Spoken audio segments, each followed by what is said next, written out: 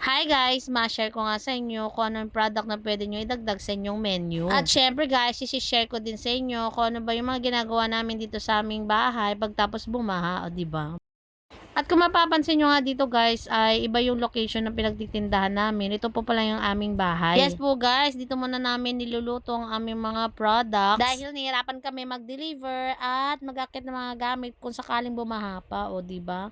So, hilingin natin na sana hindi na yung maulit-ulit at ang hirap magligpit ng gamit. Aside sa aming pagtitinda ng mga pagkain guys, nag-affiliate din kami ng products sa Orange app, Black app, at dito syempre sa Blue app. O diba guys, araw-araw namin ginagawa yan para syempre ma-share namin sa inyo at syempre magdagdag kita na din yan sa amin. At pagkatapos nga namin gawin lahat ng trabaho namin dito guys sa pag-affiliate, nag-decide na kami lutuin ito, i-share namin sa inyo, pwede nyo pagkakitaan din. Bale guys, dalawang klase ito ng pork. Itong isang sinasalang ko guys, pork chop yan. Minarinate ko lang yan sa crispy fry, cornstarch, bawang, sibuyas, pamintang, pino, at vetsin. Lagay din ako ng konting asin dyan, guys. Ito naman isa, pork liempo naman yan. Binili namin ng 2 piraso, hinati namin sa gitna. Tapos minarinate ko lang yan ng toyo, nor seasoning, sibuyas, bawang, pipinong pino, tapos vetsin konti lang din. 30 minutes ko yan minarinate, guys, pero syempre mas maganda kung overnight para mas masarap, o diba? Kaya kung idadagdag mo to sa inyong negosyo, dapat syempre ayusin natin yung pagko-costing natin dahil di naman tayo pare-parehas. Lahat ng ingredients na ginamit natin sa paglalabas ng isang product, kasama yun sa costing natin. At syempre sa markup, kailangan may kita tayo kasi doon pa naman natin ibabawas ang ating operational expenses.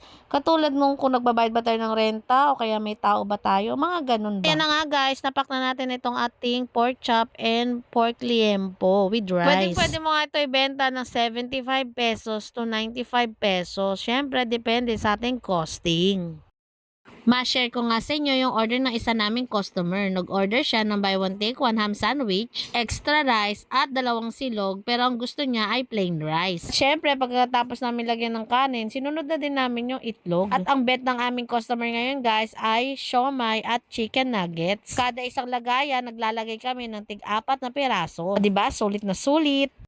Medium size na fruity milk naman po i-share namin sa inyo kung paano namin ito ginagawa.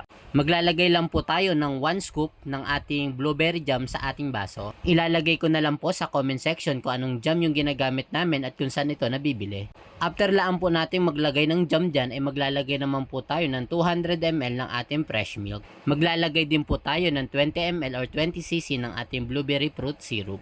Bali sure win syrup naman po yung ginagamit natin para sa ating mga fruity soda at para sa ating mga fruity milk. At para naman po sa medium size natin na fruity milk, pwede po nating ibenta to ng 45 pesos hanggang 50 pesos.